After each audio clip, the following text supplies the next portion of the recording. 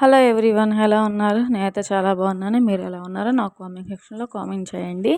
నేను ఈరోజు మార్కెట్కి వెళ్తున్నాను కూరగాయలు అవి తెచ్చుకుందామని. తర్వాత పక్కనే కూరగాయలకు ఆపోజిట్ చికెన్ షాప్ ఉంది. అది వీడియో తీయటం మర్చిపోయాను. అది ఫిష్ మార్కెట్ అనమాట. ఫిష్ మార్కెట్ అది. అన్నీ దొరుకుతాయి అక్కడే, చికెన్, ఫిష్, కూరగాయలు. అయితే నేను లివర్ చికెన్ తెచ్చుకున్నాను అనమాట 100 రూపీస్కి. ఈ 75 రూపీస్ అయింది చికెను.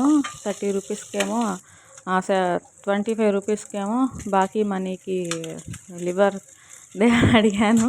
ఎందుకంటే వాళ్ళకి తెలుగు రాదనమాట. అయితే ఇచ్చారు. నాకు అర్థం కాల, ఏంటా ఇంత ఎక్కువ ఇచ్చారు 25 రూపాయలకి మరి అనుకున్నా. తర్వాత తీరా ఇంటికి వచ్చి వండుకొని తింటే తెలిసింది అది అసలు టేస్ట్ బాగాలేదు. ఫస్ట్ 2 ముక్కలు తిన్నా, అది మాత్రం బాగుంది. తర్వాత తింటే అసలు బాగాలేదనమాట. అంటే స్టాక్ ఉంటుంది కదా, ఫ్రీజర్లో పెడతాం కదా, తీస్తే ఎట్లా ఉంటుందో ఆ ఫ్లేవర్ వచ్చింది. ఇంకేం చేస్తాము, 2 ముద్దలు తీసేసాను.